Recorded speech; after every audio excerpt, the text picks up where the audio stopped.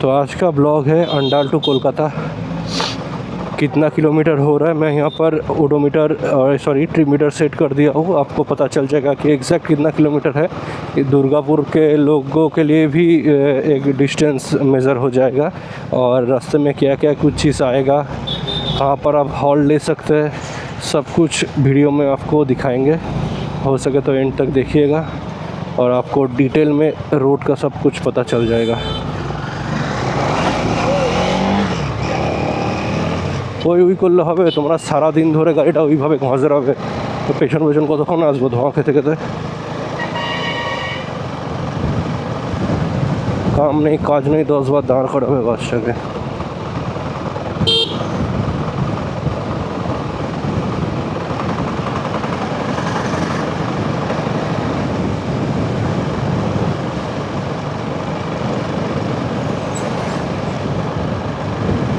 अभी बज रहा है 1:26। अंडाल से निकल रहे करीबन 1:20 में। तो आपको शायद एक अंदाज़ा मिल जाएगा कि अप्रॉक्स कितना टाइम लग सकता है कलकत्ता पहुंचने में। मैं जाऊंगा न्यू टाउन, तो आपको डायरेक्टली न्यू टाउन का डिस्टेंस एंड टाइम पता चल जाएगा। वेस्ट बंगाल में अभी तक हाईवे ज़्यादा फास्ट नहीं बना है, क्योंकि हाईवे तो अच्छा खासा चौड़ा है, उसके साथ साथ बीच में जो बैरिकेड्स डाल देता है ना, उसके लिए बार बार स्लो करना पड़ता है। और कहीं कहीं तो बैरिकेड्स मतलब नहीं भी रहता है, तो साइड में कट देता है, जिससे लोग आना जाना चालू हो जाता है।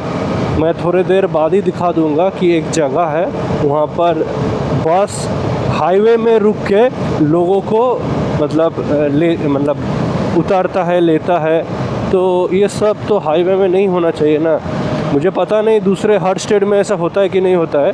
मैं बहुत स्टेट में गया हूँ, वेस्ट बंगाल में मैंने ये सब चीज़ ज़्यादा देखा है। और बैरिकेड्स का जो बात है वो तो एकदम ही सच है। रिसेंटली मैं सिक्किम गया था, जाते जाते मैंने बहुत सारा जगह में सिर्फ बैरिकेड्स देखा है। कोई मतलब नहीं है बैरिकेड से। सुबह फॉग जम चुका है रास्ते में, इतना डेंस फॉग है, कुछ नहीं दिख रहा है। उसमें भी बीच बीच में बैरिकेड्स आ जा रहा है, जिस बैरिकेड में कोई कोई नियॉन कलर तक नहीं है कि अच्छे से दिखे। वो जंग लग चुका है एक लोहा, वो इस तरह का थोड़ा पेंट हुआ है, वैसा ही एक बैरिकेड लगा हुआ है, और ऊपर से पूरा फॉग है और वो हाईवे है। अब बताइए, ये सब यहाँ पर होता है, ये सब चीज़ ठीक नहीं है। थोड़ा ठीक होना चाहिए सब चीज़ का, क्योंकि लोगों को जल्दी रहता है, दूर दूर जाना पड़ता है, इसलिए हाईवेज यूज़ होता है। तो हाईवे का क्या मतलब है, नाम में ही जहाँ पर हाईवे है।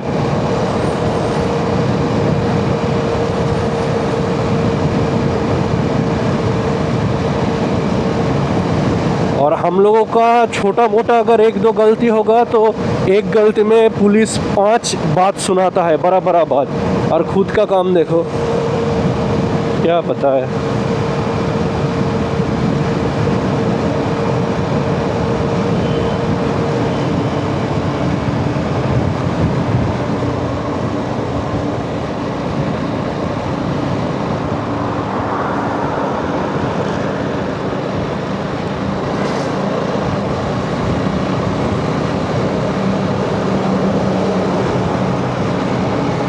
लेकिन आजकल हाईवे बहुत भीड़ रहता है, बहुत ट्रक्स चलता है।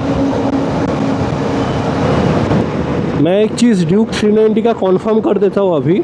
ये जो कंजम्पशन 1 है, ये मेरा पहले से डाला था लोकल और हाईवे मिला के, अभी ये 25.3 दिखा रहा है। लेकिन ये जब मैंने अभी किया हाईवे में, ये 28.2 दिखा रहा है, और ये बढ़ रहा है। मैंने थोड़ी देर पहले इसको 0 किया था, हाईवे में उतरते ही ये 28 पे कर लिया, अभी भी बढ़ रहा है, 2.3 हो गया, 28.3 हो गया।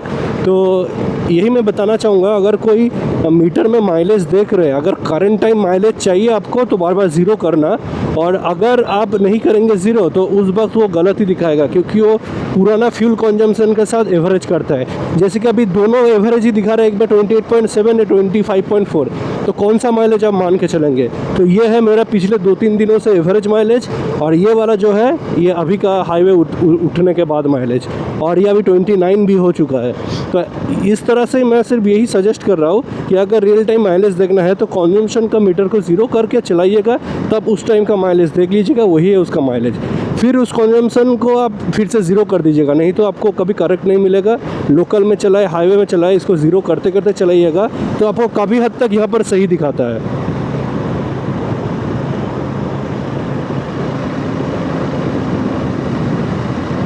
हाईवे में बार बार ब्रेक मारना पड़ता है।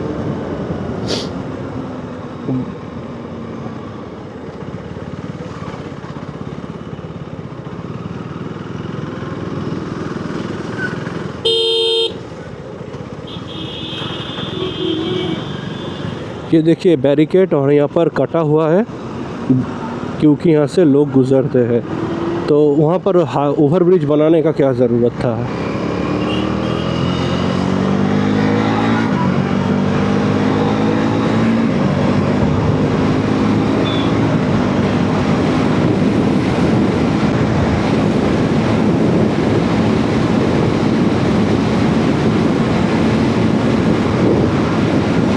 ICC बाइक का ये एक फ़ायदा तो है, जैसे कि अभी मैं 110 के अराउंड क्रूज़ कर रहा हूँ, लेकिन फील ऐसा हो रहा है 50-60 में गाड़ी चल रहा है। और पूरा राइडिंग गियर, जैकेट वगैरह पहन कर रखेंगे तो आपको ज़्यादा विंड भी नहीं लगेगा शरीर में, फील नहीं होगा उतना, सिर्फ हेलमेट के आसपास से विंड नॉइज़ आएगा। और ब्रेक अगर गाड़ी का अच्छा हो तो आप कंफर्टेबली जा सकते हैं विदाउट एनी रिस्क, क्योंकि 100 में इसका स्टॉपिंग पावर इतना अच्छा रहता है कि आप 10 फीट के अंदर ही गाड़ी को एकदम ज़ीरो कर सकते हैं।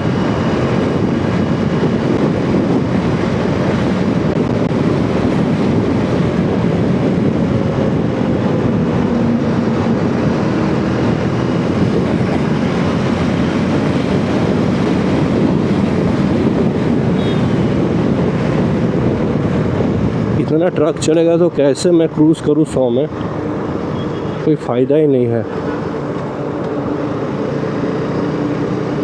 देखो एक ट्रक दूसरे ट्रक को ओवरटेक करेगा 1 घंटा लेके, अब आपको ऐसे ही जाना पड़ेगा।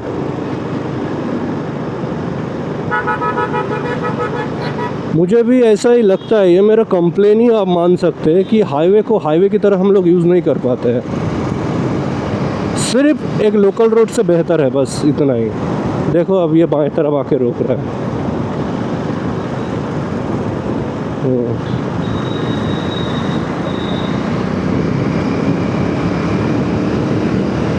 एक और चीज़ देखिए सामने में, ये सब चीज़ हाईवे में अलाउ है क्या? इसका स्पीड टोटो जैसा है और इतना पॉल्यूशन भी कर रहा है, सब कुछ अलाउ है। पुलिस क्या देख नहीं पा रहा है इसको? मेरा हेलमेट नहीं रहता तो अभी तक फाइन कर देता, और इसको देख नहीं पा रहा है।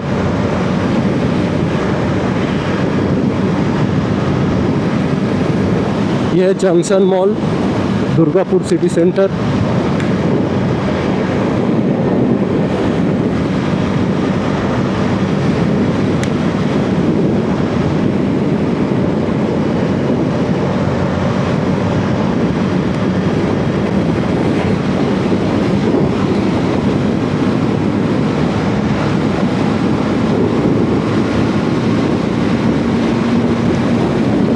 अरे अरे अरे अरे,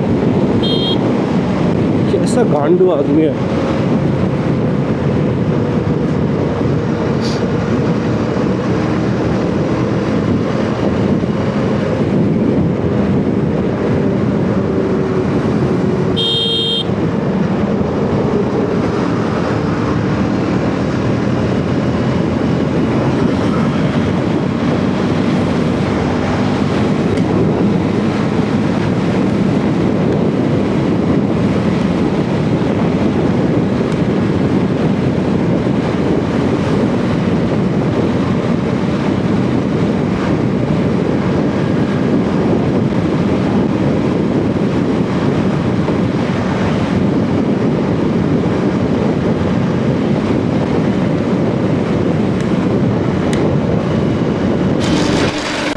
तो दुर्गापुर क्रॉस करके अभी हम पहुंच चुके हैं राजबांध।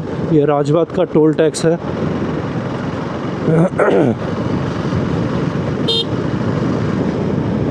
यहाँ पर भी गाड़ी को स्लो करना पड़ता है बहुत, क्योंकि एकदम यहाँ पर आके बहुत सारा गाड़ी इकट्ठा हो जाता है।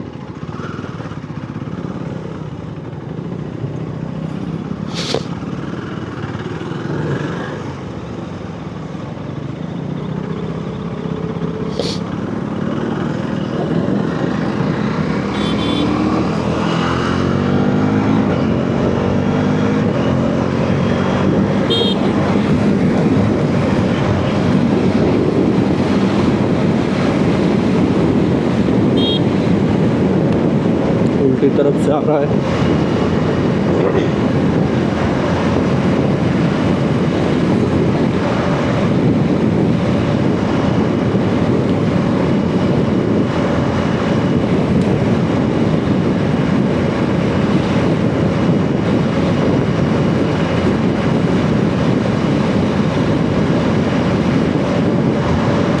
राजबांध के बाद अभी आएगा पानागढ़।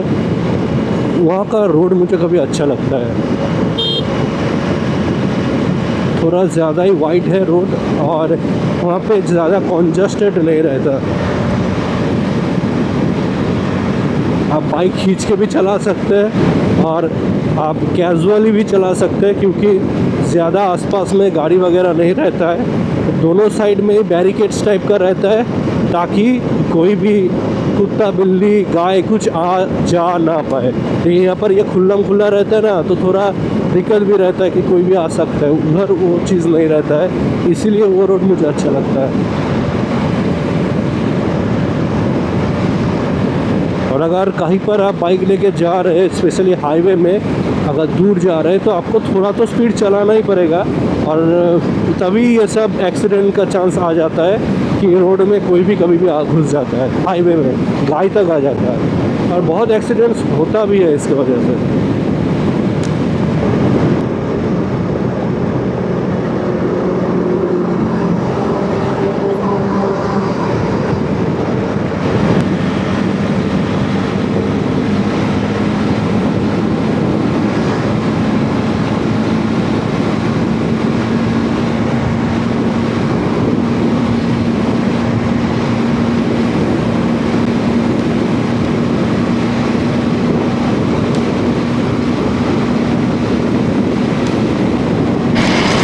लेफ्ट साइड में एक इंडियन ऑयल पेट्रोल पंप है। यहाँ पर पहले हम लोग बहुत आते थे। इस पेट्रोल पंप के साथ अटैच्ड एक कैफ़े है, नाम है कैफ़े एक्सप्रेसो। शायद बैरिकेड्स की वजह से अच्छे से ना दिखे। यहाँ पर मतलब हम लोग पहले बहुत आते थे वैसे ही टाइम स्पेंड करने के लिए, कॉफ़ी वगैरह पीने के लिए। बहुत ही अच्छा कैफ़े है।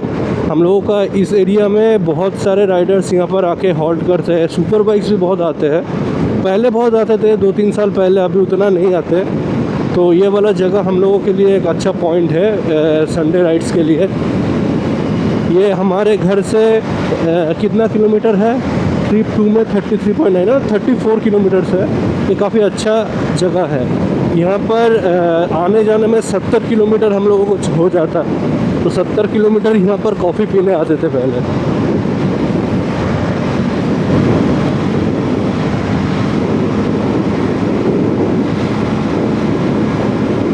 ये ड्यूक 390 में एक चीज़ बहुत अच्छा है, जितना पावरफुल इसका इंजन है उससे ज़्यादा पावरफुल इसका ब्रेक है। आपको सिर्फ ये वाला हाथ का एक उंगली ब्रेक में रख दीजिए तो किसी भी कंडीशन में आपको बचाने का मतलब पावर रखता है। आप 150 के स्पीड में भी इस बाइक में तो सेफ हो, अगर आप ज़्यादा एग्रेसिव ना हो। अगर कंफर्टेबली क्रूज़ करते भी हुए भी आप 150 जा सकते हैं। मैं 150, 52, 55 तक मैं क्रूज़ किया हूँ, होल्ड किया वो स्पीड में तकरीबन 30 सेकंड से भी ऊपर। ऐसा डर नहीं लगा है कि गाड़ी आउट ऑफ कंट्रोल हो जाएगा।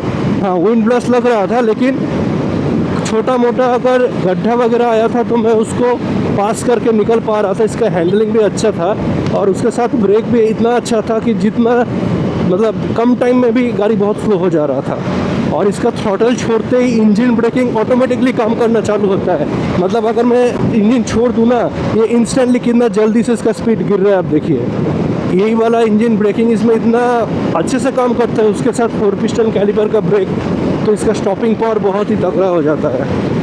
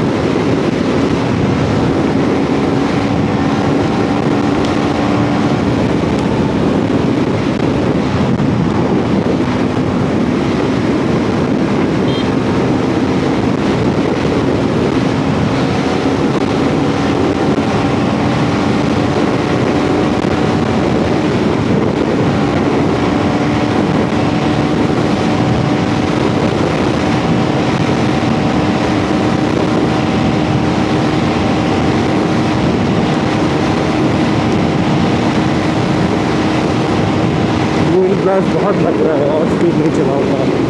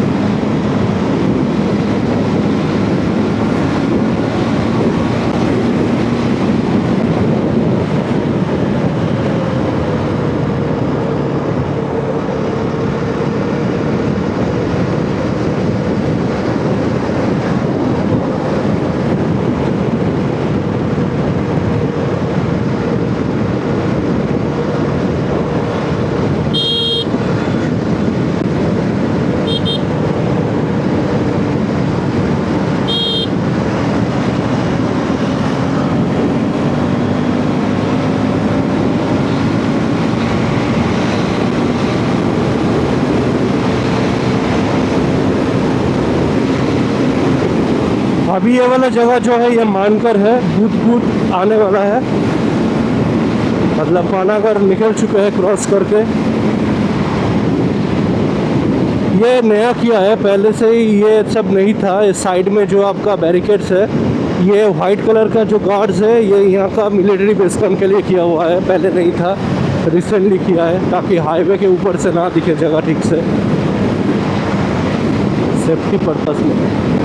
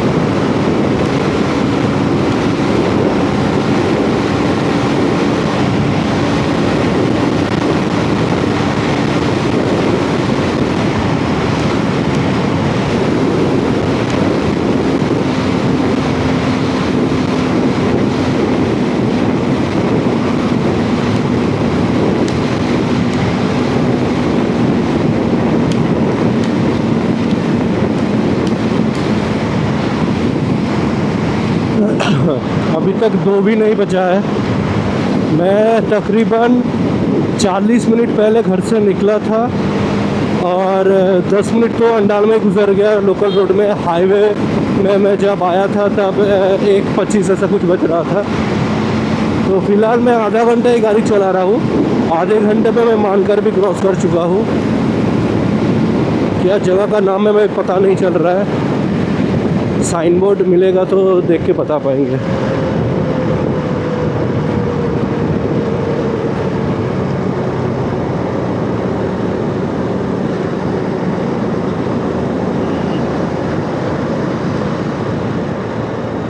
हाँ, इतना गाड़ी क्यों आता है।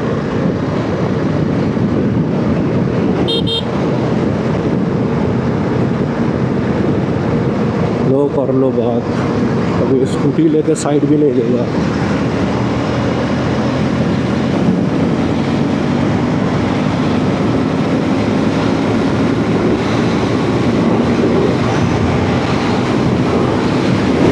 यहाँ का रास्ता बहुत अच्छा है, ज़्यादा टूटा फूटा भी नहीं है और रेलिंग्स दिया हुआ है। ज़्यादा लोग गुजर नहीं रहे हैं और ज़्यादा ट्रैफिक भी नहीं है। मैं कॉन्स्टेंटली 100 प्लस 120 प्लस का स्पीड में क्रूज़ कर पा रहा हूँ। हर जगह का हाईवे जैसा ही होना चाहिए, तब ज़्यादा लॉन्ग डिस्टेंस ट्रैवल करना और इजी हो जाएगा।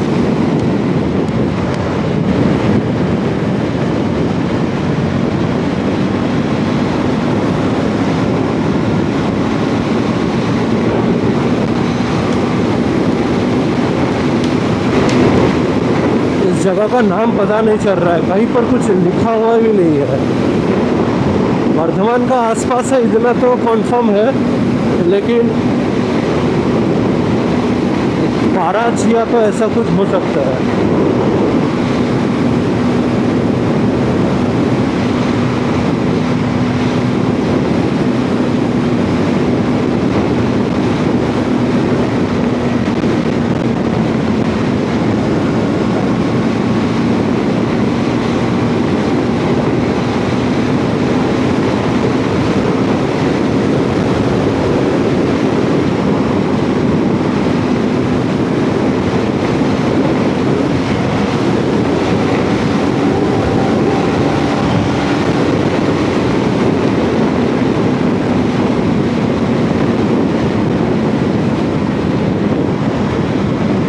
कोलकाता 123 किलोमीटर दिखा रहा है।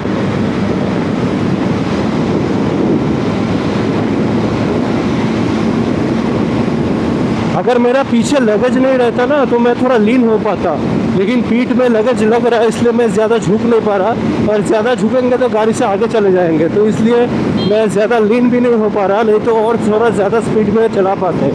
मतलब ओवरऑल जो क्रूजिंग स्पीड है मैं 130 ऐसा कुछ रख पा रहा हूँ, उससे ऊपर का विंड ब्लास्ट ज़्यादा देर तक रख नहीं पा रहा। अगर थोड़ा लीन हो जाते ना इसको इजीली 150 प्लस में क्रूज कर पाते, लीन हो ही नहीं पा रहे। एक तो ये एक्सोर का जो हेलमेट है ये इतना कम विजिबिलिटी देता है ना, जब सर झुका रहे तो मेरा फोरहेड के सामने वाला हिस्सा व्यू को गार्ड कर रहा है, और ऊपर से पीछे लगेज भी है। ये एक्सोर का हेलमेट मैं किसी को रिकमेंड नहीं करूँगा। मैं बोलूँगा अगर आपको थोड़ा बहुत अच्छा हेलमेट चाहिए तो बजट बढ़ा के आप LS2 या तो SMK का ले लीजिए। ये वाला जो एपेक्स का हेलमेट है ये कम दाम में जो दे रहा है, सेफ्टी के नाम में बहुत कुछ कॉम्प्रोमाइज़ हो जा रहा है। मैं राइट साइड में मेरा जो साइड व्यू है ये भी क्लियर नहीं है, ऊपर में व्यू नहीं है। अरे भाई तो हेलमेट क्यों बनाया जब मैं अच्छे से देख ही नहीं पाऊँगा।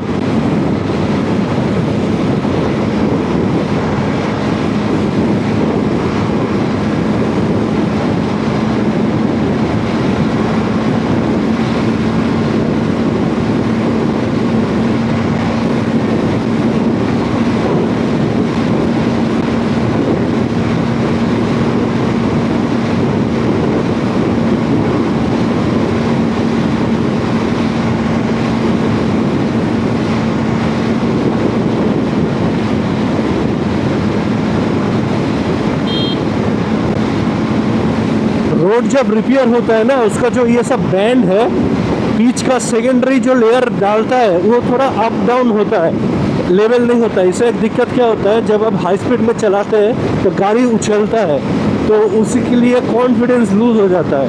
तो उसके लिए मैं ज़्यादा स्पीड चला नहीं पा रहा यहाँ पर, रिस्क हो जाएगा नहीं तो। फोर व्हीलर के लिए ठीक है, तो बाइक के लिए वो रास्ता ठीक नहीं है।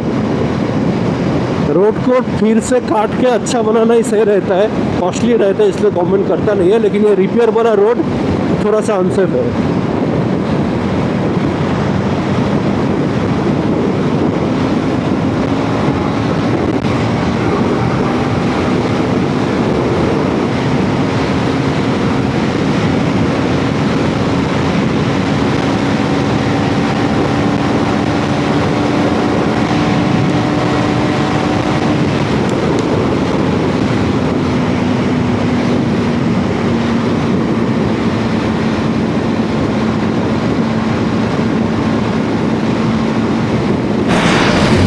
बर्धमान पहुंच चुके हैं, फ्लाईओवर कर दिया इसलिए बर्धमान निकल रहे फ्लाईओवर से, सामने ही उल्लास है।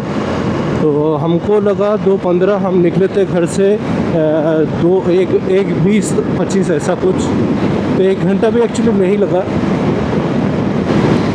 अभी फ़िलहाल हम शक्तिगढ़ में जाकर रुकेंगे, लंच भी करना है, 2:15 बज रहा है। 2:30 बजे तक अगर पहुंच जाए तो लंच कर लेंगे वहीं पर। सुबह खा के नहीं निकले थे घर से, ब्रेकफास्ट किए थे 10-11 बजे, इसलिए 1 बजे खा नहीं पाए, सोचे कि 2 बजे खाएंगे। तो बर्धमान तो गुजर ही रहा है, सोच रहे कि शक्तिगढ़ में ही खा लेंगे।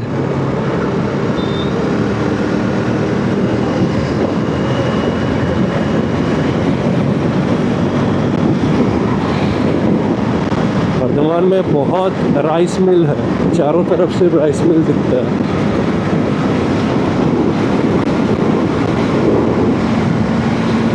रिजर्व फ्यूल में आ गया, फ्यूल अप भी कराना पड़ेगा।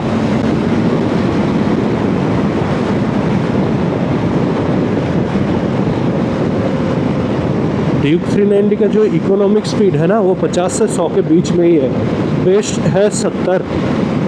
हम ज़्यादा देर तक 130-40 ऐसा कुछ चला रहे थे, 160 तक भी गए हैं, तो इसलिए ज़्यादा तेल पी लिया,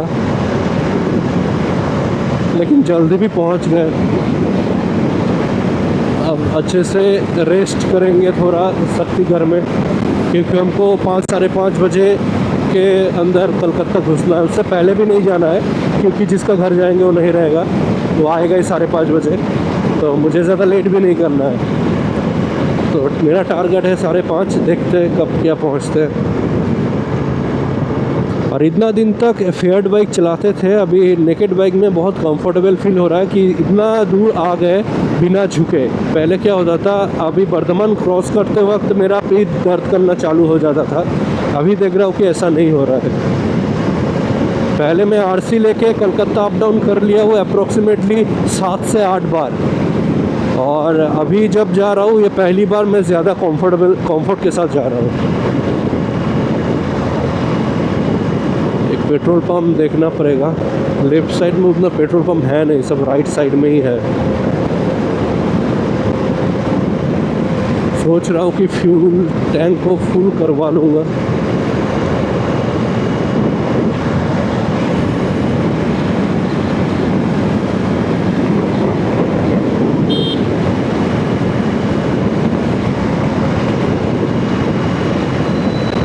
ये पलीने को ओवरटेक करना पड़ेगा।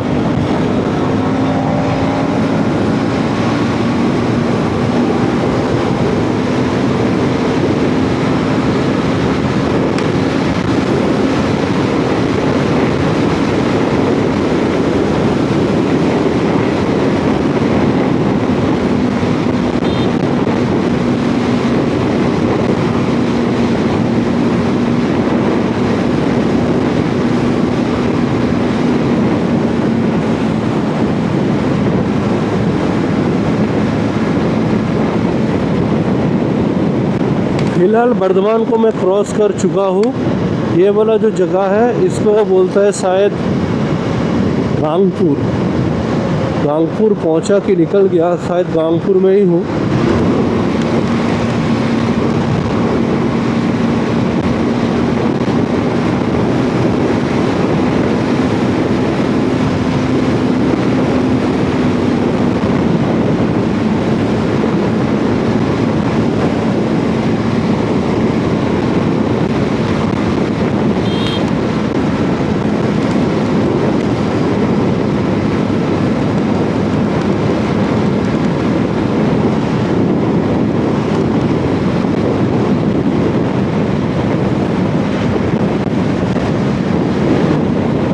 कोलकाता 104 किलोमीटर यहाँ से। कानपुर से ज़्यादा दूर नहीं है शक्तिगढ़।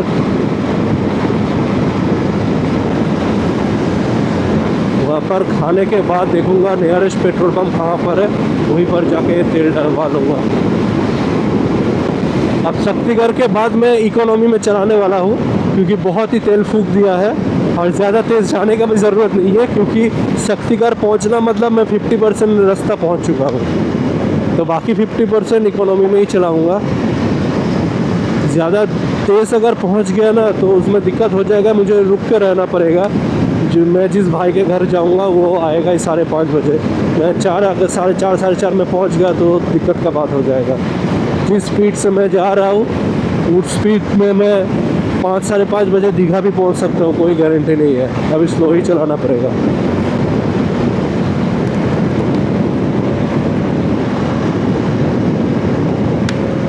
थोड़ा ज़्यादा ही जल्दी आ गया वो, 1 घंटा भी नहीं लगा, कानपुर क्रॉस करके चला गया। अंडाल मोड़ में ही जब था तभी मैं देख रहा था कि 1:26 ऐसा कुछ हो रहा है। अभी 2:22 हो रहा है। मैं बर्धमान क्रॉस करके कानपुर भी क्रॉस कर चुका हूँ।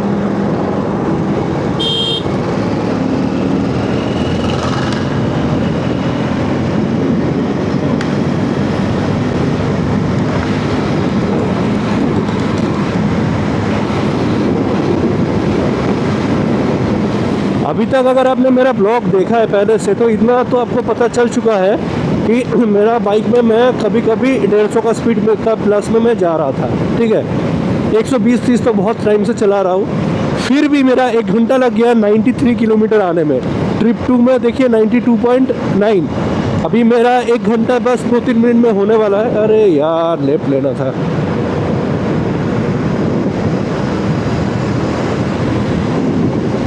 कोई बात नहीं, लास्ट टाइम में जब कोई दुकान मिलेगा वहाँ पर जाकर खा लूँगा।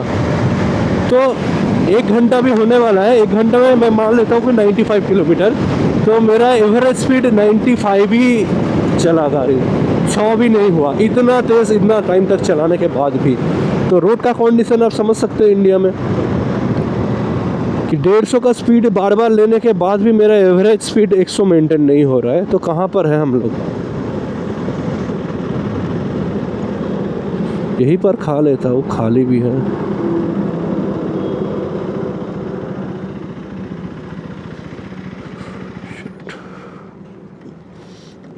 पहुँच गया शक्तिगढ़। ठीक है, थोड़ा बहुत खा लेता हूँ, उसके बाद बात करते हैं। एक उधर पेट्रोल पंप था लेकिन ऑपोजिट साइड में है हाईवे का, तो अभी फ़िलहाल मुझे इधर ही जाना पड़ेगा। पेट्रोल पंप में जाने के बाद मैं फिर से फ्यूल अप करके एवरेज मेंटेन करूँगा।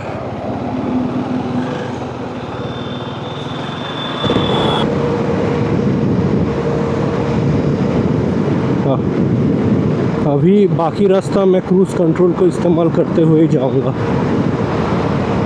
ज़्यादा तेल नहीं पिएगा तब।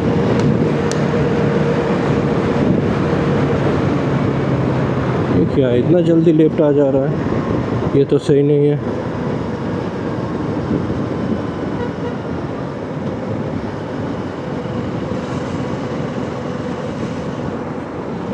मैंने वहाँ पर पूछा कि पेट्रोल पंप कितना दूर होगा, बोल रहा है इधर और भी 2-3 किलोमीटर दूर है।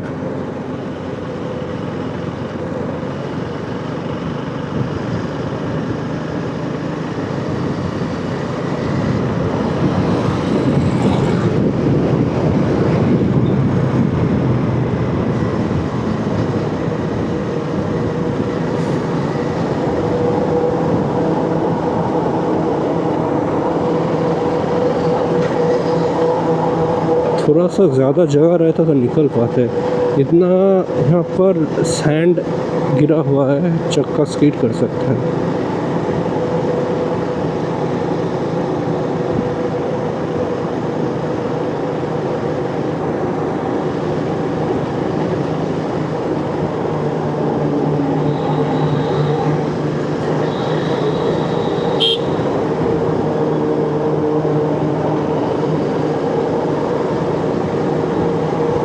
ये ट्रक अगर चाहता तो थोड़ा सा राइट लेके मुझे जगह दे सकता है, लेकिन नहीं ले रहा। इधर जगह है, वो एकदम मिडिल में चला रहे जानबूझ के।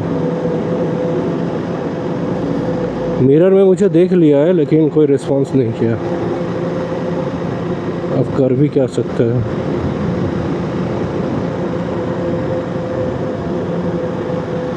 ये ट्रैफिक स्लो इसलिए है क्योंकि जितना भी गाड़ी आगे जा रहा है सबसे पहले एक टेम्पू है, और टेम्पू के पीछे बस है जो उसको ओवरटेक कर नहीं पाएगा, जगह नहीं है। अब सबको टेम्पू के स्पीड में जाना पड़ रहा है। क्लियरली देख पा रहा हूँ कि सबसे पहले इस लाइन में टेम्पू है। अगर कोई कार रहता तो कब का निकल जाते हम लोग। लग हो तो ऐसा।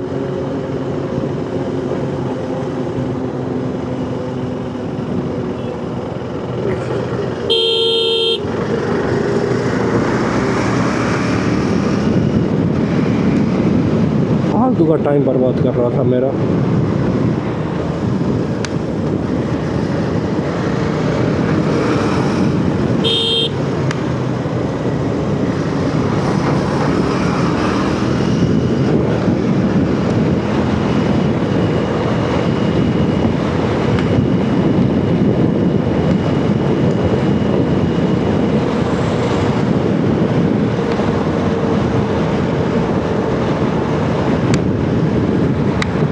चलो 70 के स्पीड में थोड़ा क्रूज़ करते हैं बैठ के, रिलैक्स्ड होके। खाना खा लिया ना, अभी थोड़ा सा रिलैक्स करना पड़ेगा।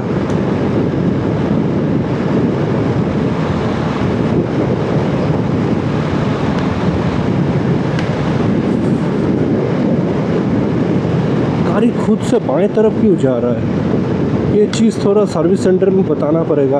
क्योंकि पहले भी ऐसा हो रहा था, तब लगेज में मेरा लेफ़्ट साइड में लोड सच में था। आज वैसा नहीं है, हालांकि फिर भी है थोड़ा लोड डेब्यू में ही ज़्यादा। हो सकता है कि लगेज के लिए हो रहा है।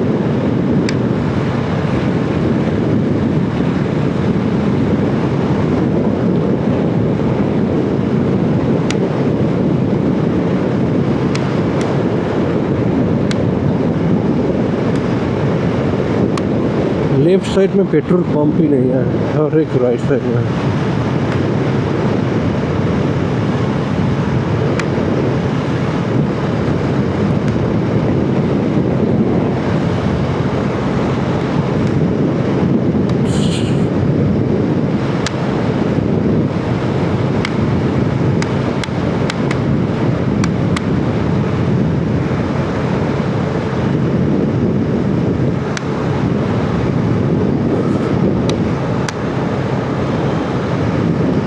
तीन बजने वाला है। उल्टी तरफ से एक ट्रैक्टर आ रहा है और मेरा बाइक में तेल नहीं है।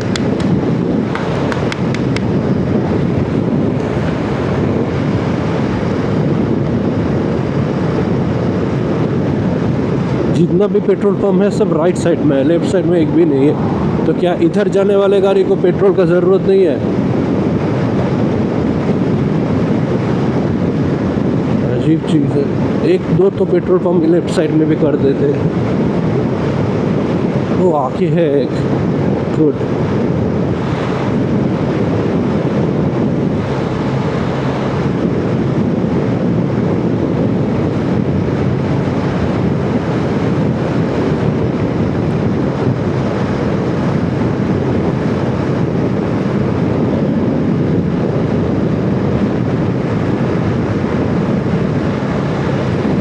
सामने किसका है? शायद भारत पेट्रोलियम का लग रहा है।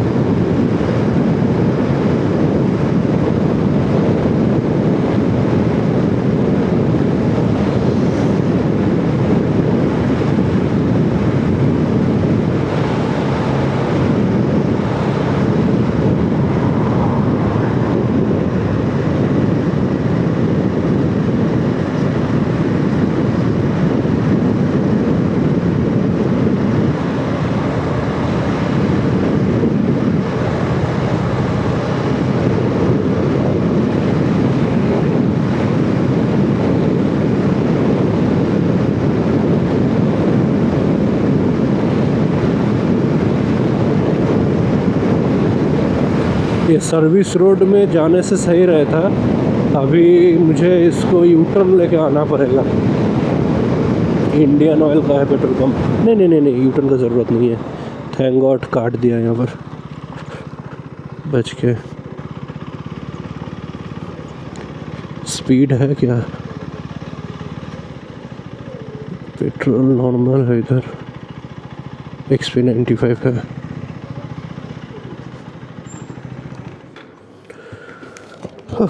XP95 डाल लेंगे फुल टैंक, फिर कलकत्ता में जाकर फिल अप करना पड़ेगा।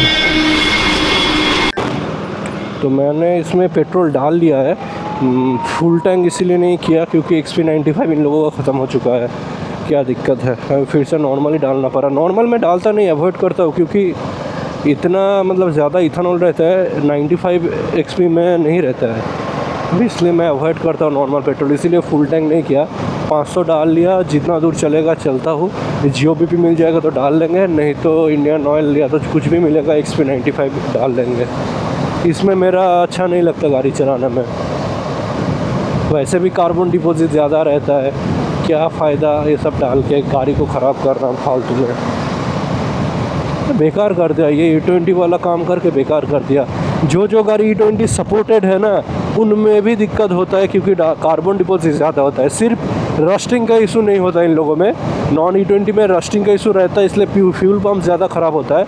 लेकिन ये सब गाड़ी में भी आपका माइलेज ड्रॉप तो होगा ही, वैसे भी ड्यूक 390 कम माइलेज देने वाला ही गाड़ी है, ऊपर से E20 का 20% का इथेनॉल और यही सब दिक्कत कि कार्बन डिपॉजिट वाला। इसमें तो वो क्या बोलता है, पेट्रोल बूस्टर जो मिलता है वो भी डालना पड़ता है, वो भी अलग से एक खर्चा। हर बार 1000 किलोमीटर होते ही एक 97 रुपीज़ का प्रोलूप का पेट्रोल बूस्टर डालना पड़ता है। अब बताओ, मैं भूल ही गया था कि क्रूज़ कंट्रोल है। तो अब बताओ, ऐसा खर्चा करके कौन गाड़ी लेके जाएगा? हर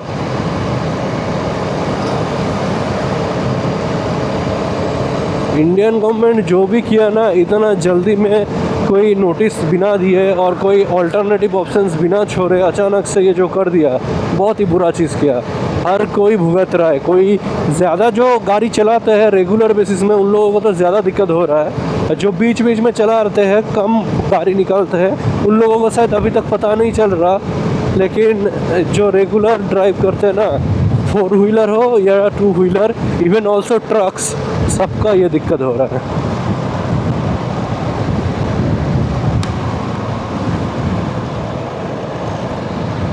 जो भी किया बहुत बुरा हुआ ये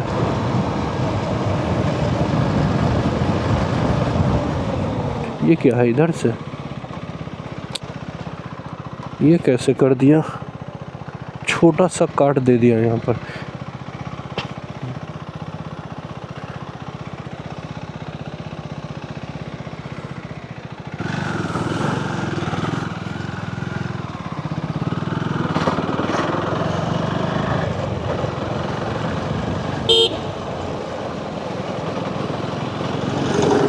जब से मैं 50-60 का स्पीड से गाड़ी चलाना चालू कर दिया हूँ, थोड़ा थोड़ा माइलेज का इंडिकेटर पड़ रहा है।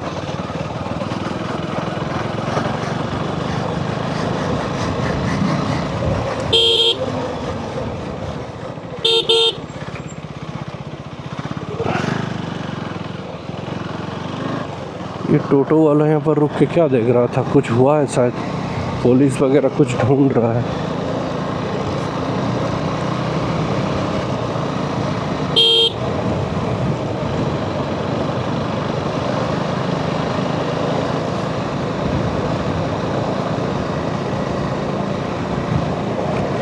अभी मैं इसको 60 में कर दूंगा।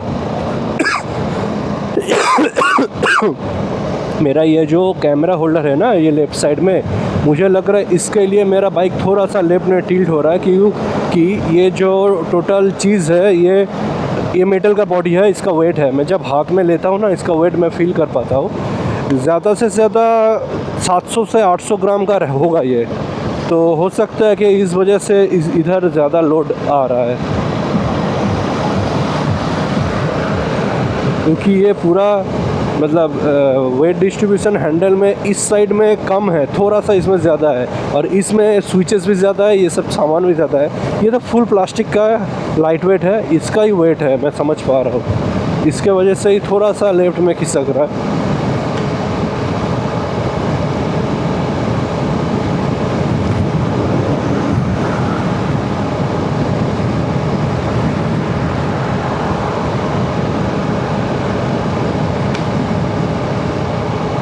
गाड़ी थोड़ा सा लेफ्ट में जाने का कोशिश कर रहा है। लगेज के लिए भी ऐसा होता है, लेकिन ये जो चीज़ है ये इसके लिए ही शायद है।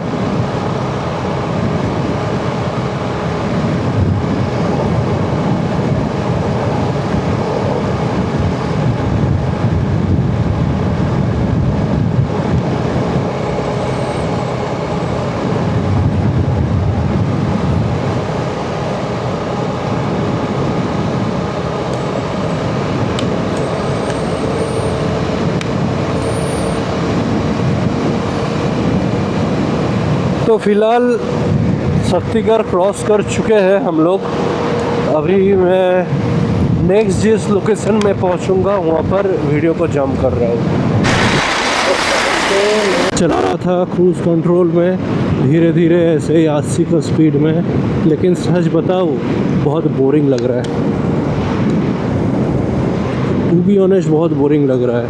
गाड़ी 70-80 का स्पीड में 4000 का भी आरपीएम नहीं क्रॉस कर रहा है। अब बोलो ये ऐसे क्या मतलब अच्छा ही नहीं लग रहा है चलाने में। थोड़ा सा तेज़ चलाना ही पड़ेगा, लेकिन क्या करें, थोड़ा तेल ज़्यादा पिएगा, सह लेंगे थोड़ा सा।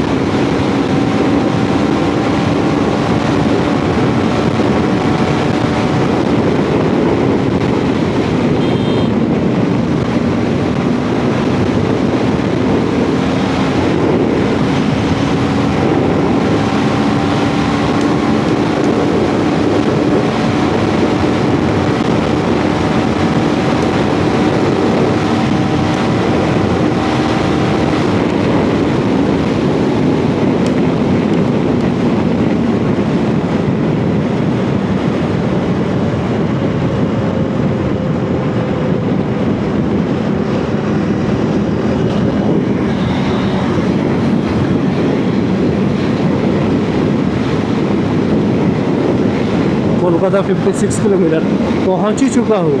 इस स्पीड में चलूँगा और आधे घंटे में पहुँच जाऊँगा।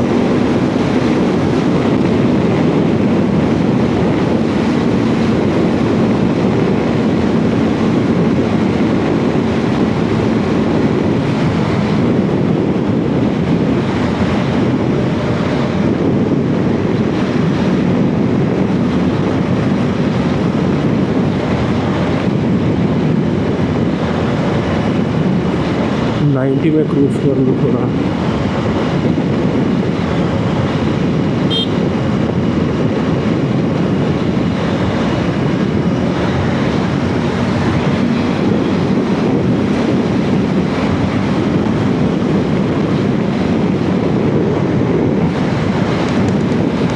में मैं क्रूज़ कंट्रोल डाल दिया हूँ। अभी 100 में क्रूज़ करूँगा, लेकिन लेट वाले लेन में ये सब वैन, ऑटो, टेम्पू ये सब जा रहा है।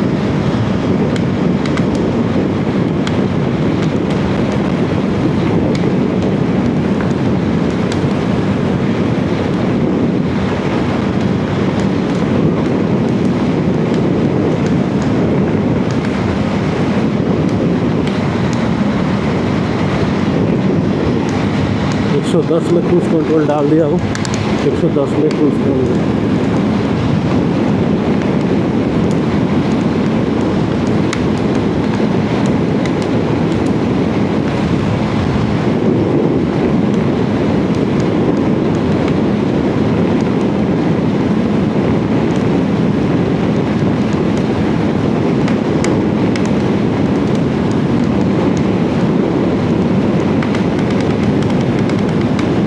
पूरा पहुंच चुका हूँ।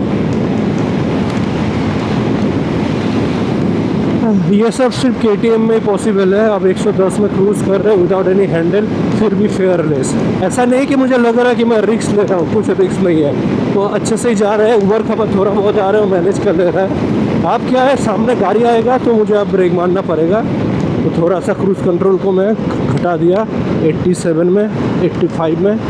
अभी भी हैंडल का ज़रूरत नहीं है, आप कैसे कट करके भी जा सकते हैं। कॉन्फिडेंस नहीं है तो मत कीजिए, मैं सबको सलाह नहीं दूंगा कि ऐसे करना चाहिए। मुझे बाइक चलाते हुए मतलब 1 महीने से तो मैं रेगुलरली इसको चला रहा हूँ, हाथ अच्छे से बैठ गया है इसलिए मैं कर रहा हूँ। मैं विदाउट हैंड गाड़ी को लेन स्विच कर सकता हूँ, ओवरटेक भी कर सकता हूँ। जब तक मुझे लगेगा कि मैं कर सकता हूँ मैं करता हूँ, नहीं तो मेरा 1 सेकंड लगता है इसको पकड़ने में। हालांकि अभी स्पीड थोड़ा बढ़ाना पड़ेगा। क्रूज़ कंट्रोल अच्छा चीज़ है, मैं यही बताऊँगा। इस्तेमाल करना सीख जाएंगे, थोड़ा प्रैक्टिस कर लेंगे तो ये आपका मेहनत घटा देता है बहुत।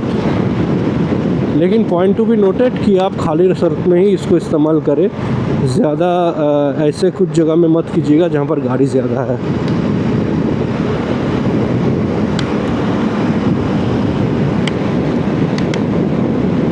डानकुनी कितना किलोमीटर है क्या पता, किलोमीटर नहीं लिखा हुआ है, सिर्फ आगे दिखा रहा है।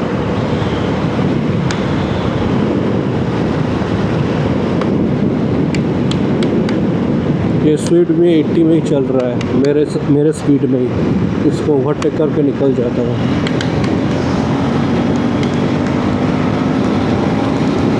इसको के आगे भी एक स्विच जा रहा है, उसको भी तो ओवरटेक कर देगा।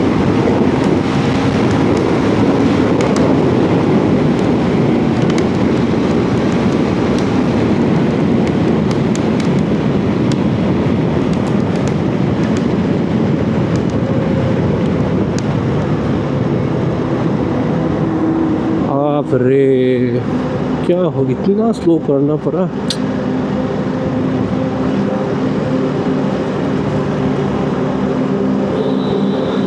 ए स्विफ्ट लेफ्ट से ओवरटेक करके गलती कर रहा है। ये ट्रक भी लेफ्ट लेन में जा रहा था।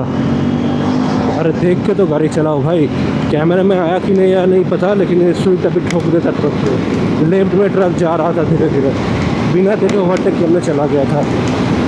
ऐसा नहीं करना चाहिए।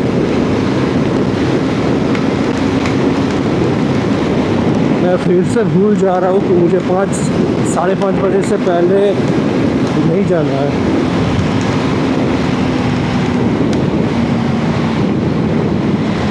हाँ, मैं स्लो कर दूंगा, 80 के ऊपर नहीं जाऊंगा। 80 आ जाए क्रूज़ कंट्रोल लगा दूंगा। डानकुनी 39, कोलकाता 48। तो जल्दी जा रहा हूँ।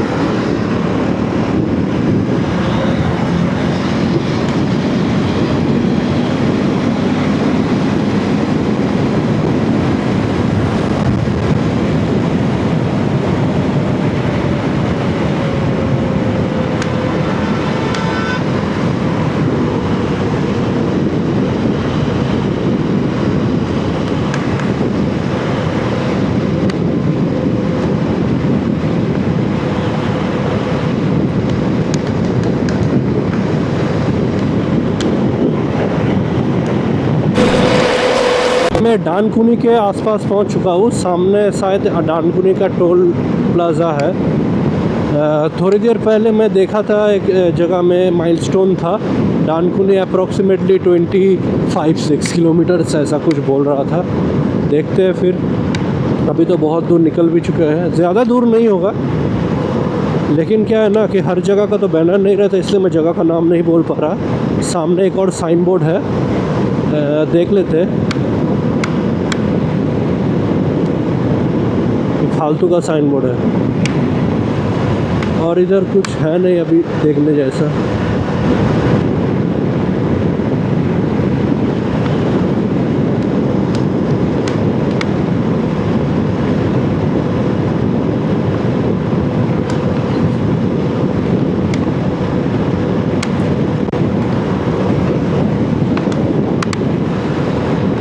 अभी यहाँ पर माइलस्टोन है कोलकाता 32, डानकुनी 25।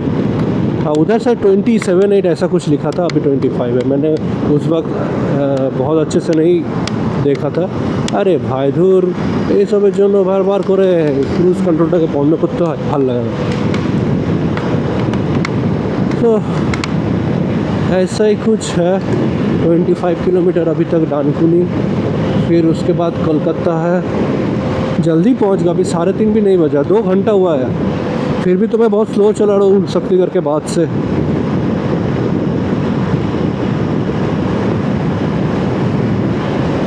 एक्चुअली मैं चला ही नहीं रहा, जेन्युइनली बोलूँ तो।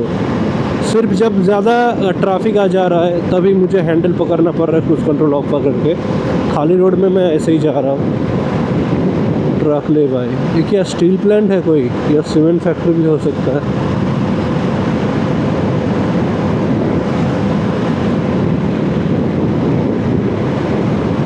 ये जो नी गार्ड्स है ना, है तो प्रोटेक्टिव बहुत ही अच्छा, लेकिन गाड़ी का ये जो साइड पैनल है इसमें ये स्क्रैच करता है, छोटा छोटा हेयरलाइन स्क्रैच डालता है। मैं इसमें एक छोटा सा क्या है स्टिकर कार्बन फाइबर का लगाया हूँ, क्या पता उसके ऊपर भी स्क्रैच आ रहा है कि नहीं आ रहा है।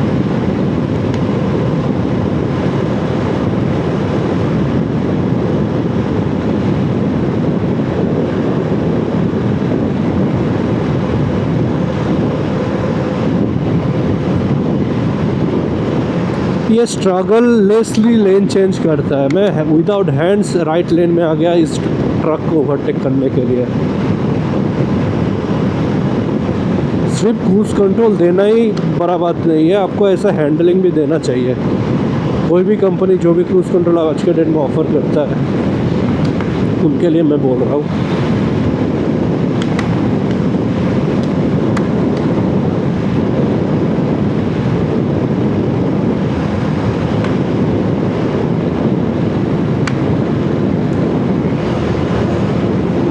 इतना टाइम से मैं गाड़ी चला रहा हूँ, SBSTC बस मुझे नहीं देखा। क्या हुआ है SBSTC का? ऐसे टूरिस्ट बस देख रहा हूँ, वॉल्वो तक देखा है, लेकिन SBSTC नहीं है, जो ज़्यादातर एस्प्लैनेड से छोड़ता है या एस्प्लैनेड जाता है। तो वो सब बस मुझे ज़्यादा दिख नहीं रहा है।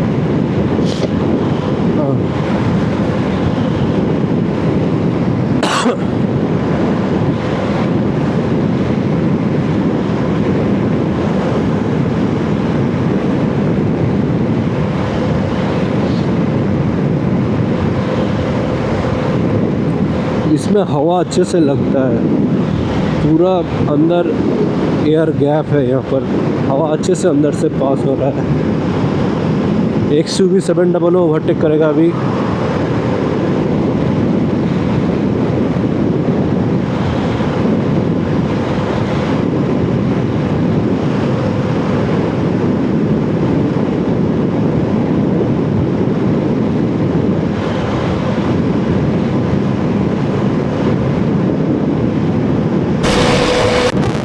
तो फ़िलहाल डानकुनी ज़्यादा दूर नहीं है, और कलकत्ता भी 23 किलोमीटर दिखा रहा है। बहुत जल्दी पहुंच जा रहा है। मेरा टारगेट था 5:30, अभी 3:45 बज रहा है, इसलिए मैं स्पीड भी लो कर दिया हूँ। मैं 80 में ही क्रूज़ कर रहा हूँ बहुत वक्त से।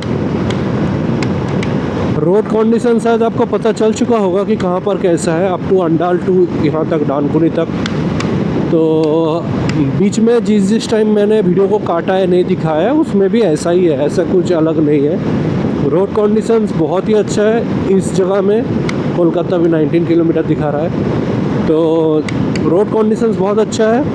आपको बीच बीच में कहीं काम चल रहा है तो थोड़ा बहुत बैरिकेड्स मिलने वाला है एक लेन में, उससे अलावा और कहीं पर कुछ ज़्यादा प्रॉब्लम नहीं है।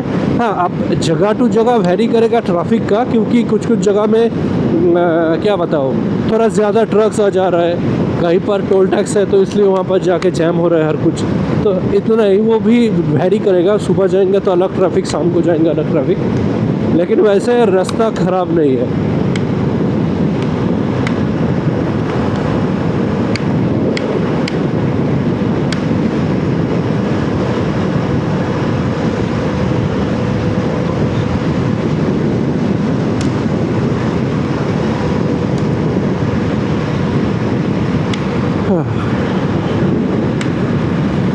जब शक्तिगढ़ तक आ रहे थे पूरा रॉकेट की तरह आ रहे थे, अभी जा रहे जानबूझ के स्लो, क्योंकि 5:30 बजे मुझे पहुंचना है, उससे पहले पहुंचेंगे तो घर नहीं खुलेगा, मुझे बाहर वेट करना पड़ेगा। इसी टारगेट में मैं जा रहा हूँ। अब 23 किलोमीटर दिखा रहा है, आधे घंटे में पहुंच जाएंगे शायद, 80 में भी।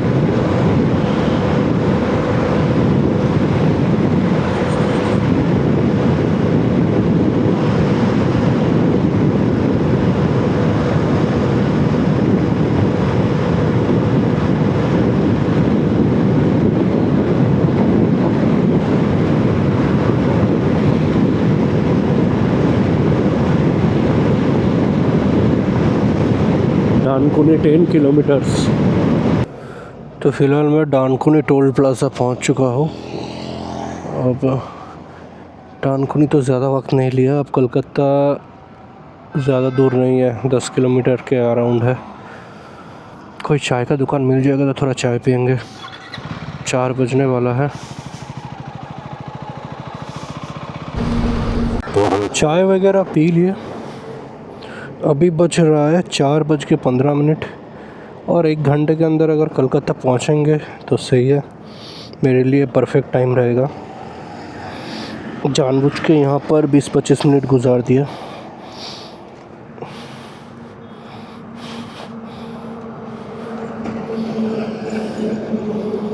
सिर्फ लगेज के लिए ना ये चढ़ना उतरना थोड़ा दिक्कत हो जाता है, और कोई बात नहीं, ये सिर्फ पैर का रखने का जगह के लिए प्रॉब्लम होता है। चलो निकलते हैं तब डानकुनी छोड़ के।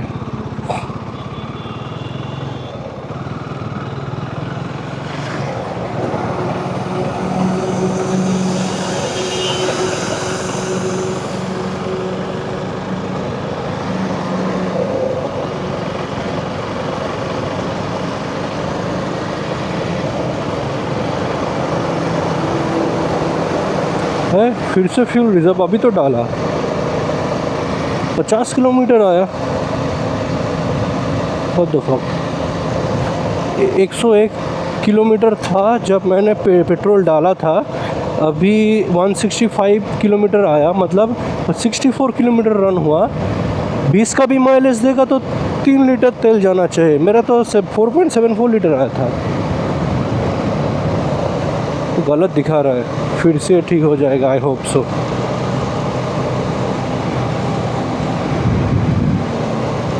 रिज़र्व अभी होना नहीं चाहिए, मिनिमम 10 किलोमीटर तो और जाना ही चाहिए, ये गलत दिखा रहा है। हो सकता है कि स्टैंड में था इसलिए फ्यूल गेज से पेट्रोल हट गया है, अब फिर गाड़ी चलते चलते कुछ देर में वो पकड़ लेगा अपना जो रेंज है वो। ये क्या है, इतना काम कैसे चलता है? हाईवे में काम चलता ही जाता है, ऊपर से एक VLC मीडिया प्लेयर उल्टा के रखा है यहाँ पर।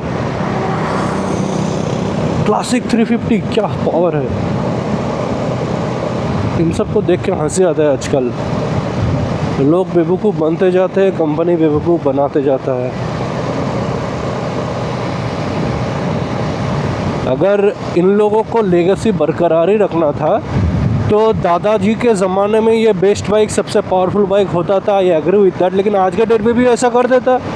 आज क्यों नहीं कर रहा है? उसी को वहीं पर टंगा के रख दिया, इसका सिर्फ लुक्स की देखो, ये क्लासिक है कि बुलेट है, दादाजी के ज़माने में बहुत अच्छा बाइक था, वैसा ही रख दिया और वैसा ही खरीदो। ये क्या भाई, आज के ज़माने में बेस्ट बना दो, हो गया, फिर लोग खरीदेगा। 350 सीसी में 150 सीसी जैसा पावर देता है। ये क्या पागलपंथी है नहीं क्या?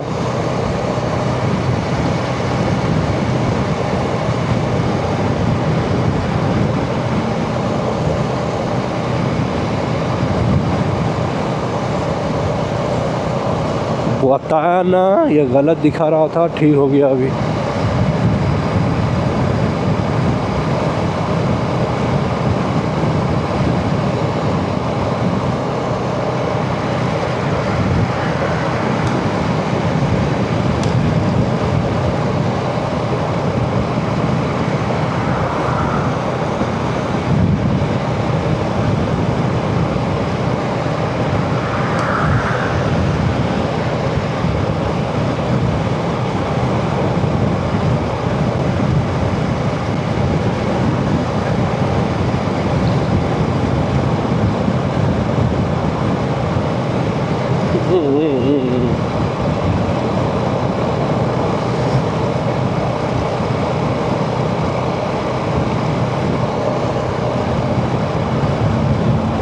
ये क्या हो रहा है यहाँ पर? साइड में एक और क्या रोड बन रहा है? गाड़ी भी लेफ्ट ले रहा है, समझ नहीं पा रहा हूँ मैं। ये क्या हुआ? ये तो पहले नहीं था ऐसा। कोई साइन बोर्ड नहीं है। What the fuck is this? Calcutta किधर जाएगा भाई? ओह, कलकत्ता लेफ्ट दिखा रहा है। अच्छा अच्छा, आई सी, यही वाला कलकत्ता होगा।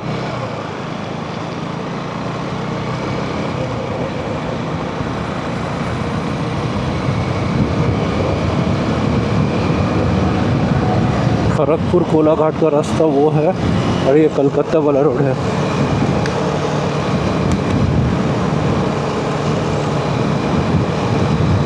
पहले तो ऐसा नहीं था, कब ऐसा कर दिया? बहुत दिन बाद बाइक लेके आ रहा हूँ, 1 साल से ज़्यादा हो चुका है, इसलिए समझ नहीं पाया। Now I understand. ये जो गुरुद्वारा है ना, यही मेरा मार्किंग पॉइंट था कि यही से रोड डिवाइड होता था। अब डिवाइडेशन को पहले ही कर दिया है। हाँ, यहाँ से लेफ्ट लेना पड़ता था पहले, यही वाला यहाँ पर कर दिया है।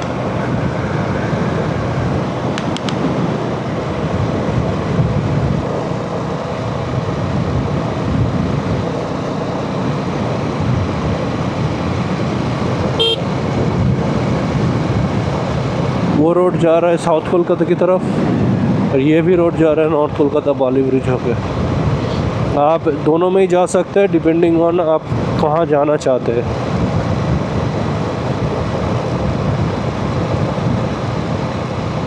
थोड़ा देर जाने के बाद मैं बिस्व बांग्ला का जो रूट है उसको मैप में लगा लूँगा।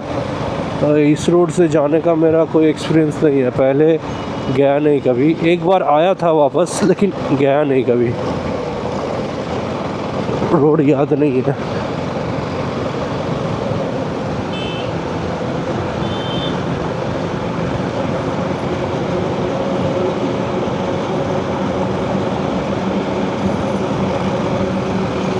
नीचे जाओ कि सीधा जाओ?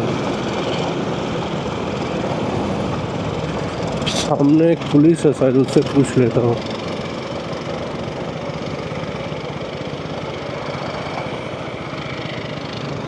বলছি বালি ব্রিজ এইটা দিয়ে পড়বে না ওটা দিয়ে? এটা দিয়ে। अच्छा,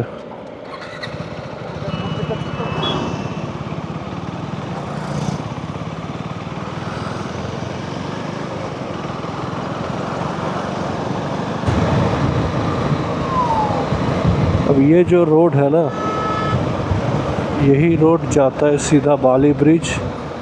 उसके बाद उतना स्लो करने का भी ज़रूरत नहीं था भैया।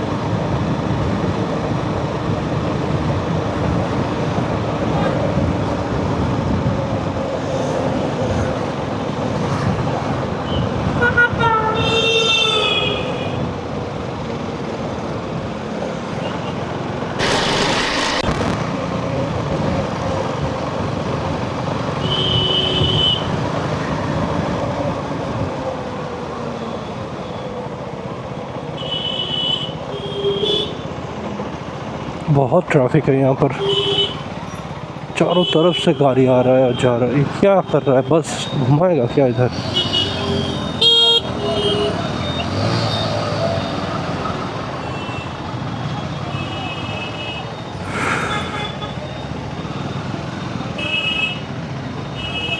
अब देखो ये फिर से लेफ्ट ले रहा है। ये बस लोग कहाँ जाएगा, क्या करेगा, समझना ही मुश्किल है।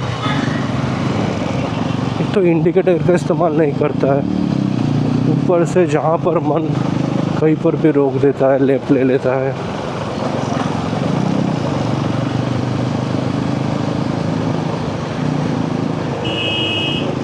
ये आ गया बाली ब्रिज। दूर में वहाँ पर दक्षिणेश्वर का टेम्पल दिख रहा है। पता नहीं कैमरा में कितना अच्छा दिख रहा है वाइड एंगल लेंस में, लेकिन यह है बाली ब्रिज, यह गंगा रिवर और मैं थका हारा।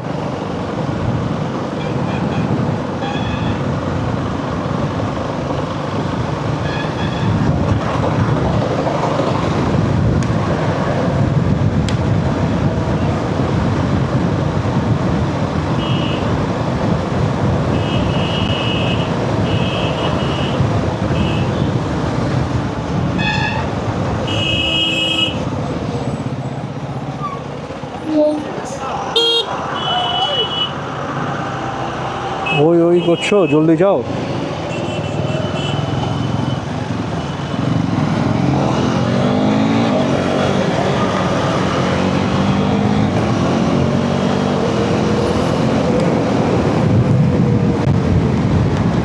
बहुत दिमाग ख़राब करता है ये सब बस। ट्रक्स को लोग डरते हैं, ट्रक बहुत अच्छा चलाता है भाई, बस सबसे बेकार चलाता है।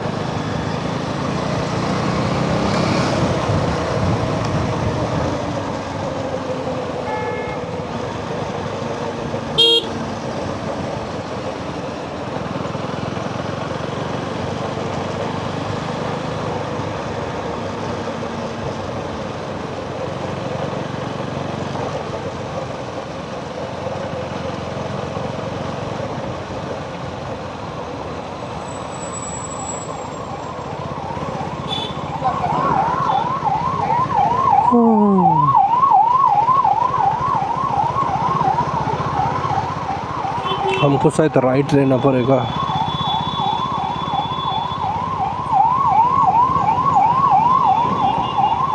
शिट, सिग्नल कहाँ पर है भाई? कहीं पर तो सिग्नल ही नहीं दिख रहा मुझे। ये क्या है भाई, कहाँ है सिग्नल? ओ इधर है भाई, सिग्नल ही ढूंढ नहीं पा रहा था मैं।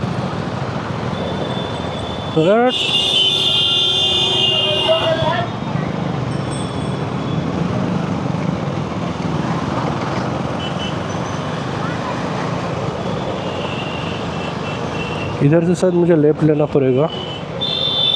सो I have to put my camera on holder. Camera बोल रहा हूँ, मोबाइल। फिर देखते हैं। मैंने कैमरा डाल लिया, लेफ्ट लेन लेके जाना पड़ेगा।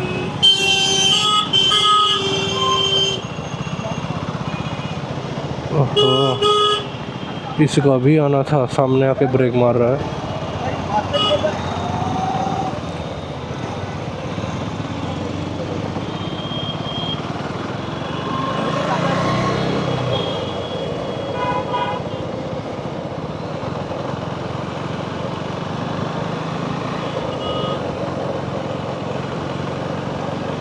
चलो इसी रोड में ही जाना पड़ेगा अभी।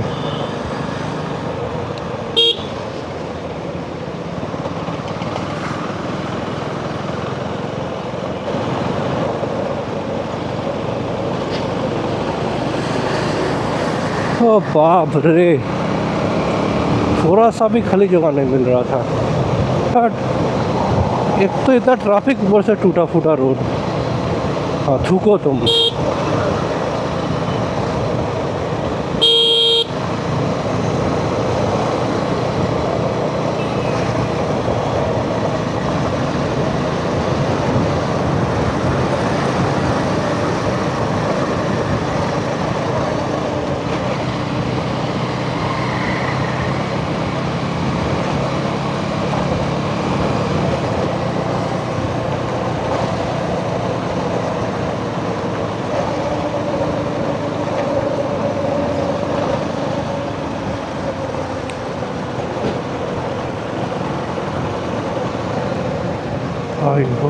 भी सही चल रहा है।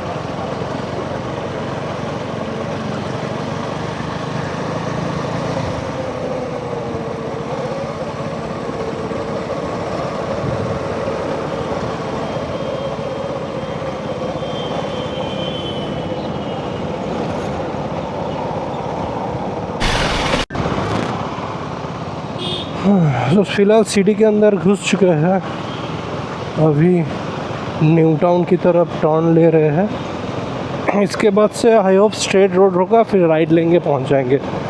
और किलोमीटर वाइज 10 से 11 किलोमीटर है यहाँ से। कोलकाता घुस चुके हैं। अरे भाई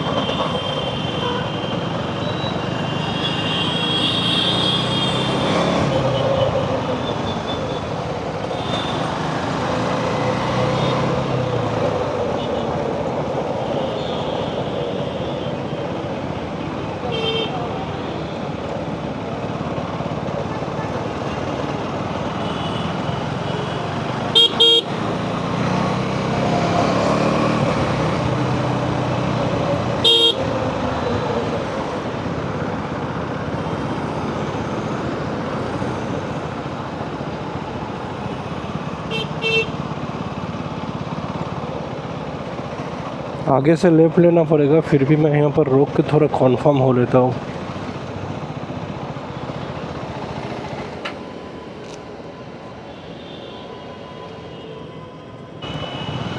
क्लच होगा।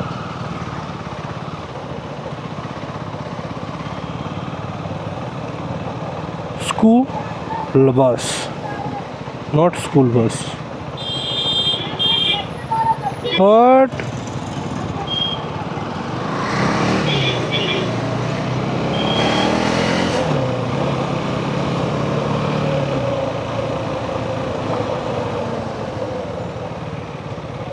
आगे से लेफ्ट लेना पड़ेगा।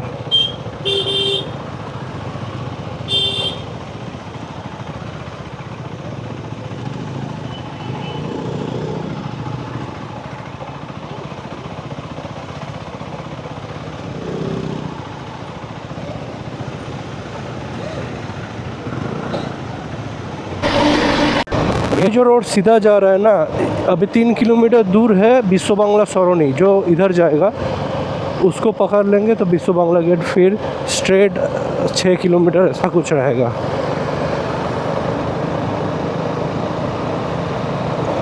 उधर से यहाँ तक आने का रोड मुझे पता नहीं था, इसलिए मैप का सहारा लेना पड़ा। इसके बाद वाला मुझे याद है।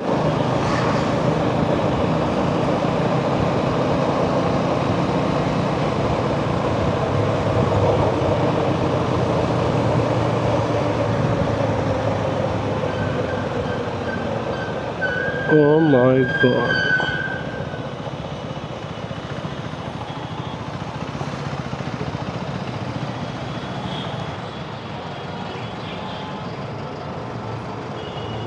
अंदर ही अंदर निकल जाते हैं थोड़ा बहुत।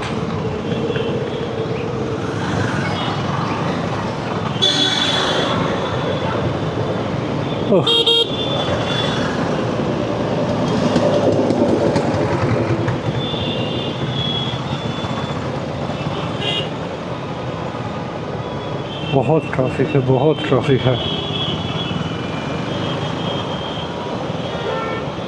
Light traffic.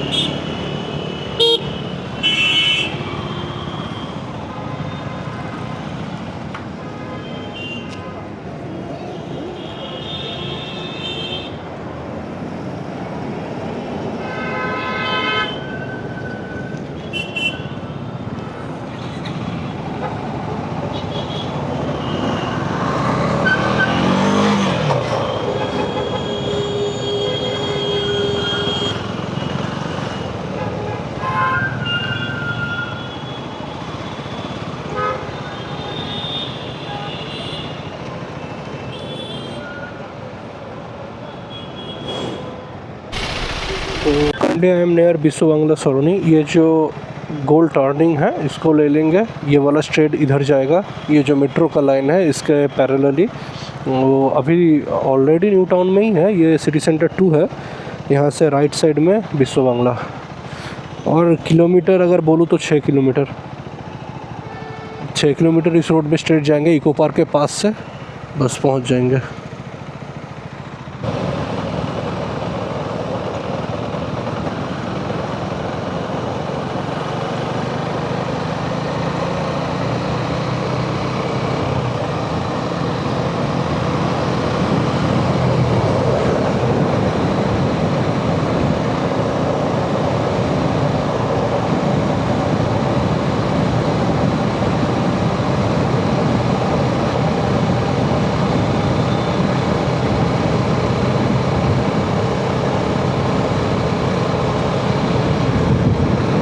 राइट साइड में जो है इको पार्क का गेट आगे है, लेकिन एक्चुअली ये बाउंड्री के उस पार इको पार्क ही है।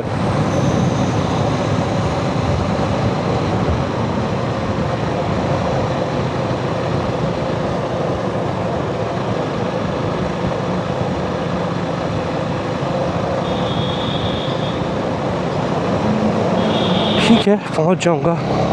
आई होप आगे लेके डाइट।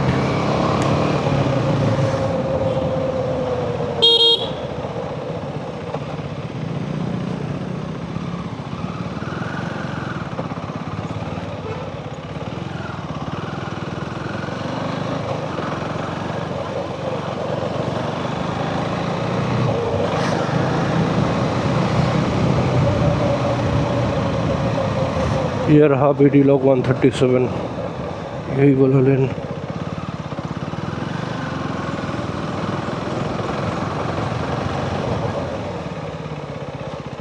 यही वाला अपार्टमेंट।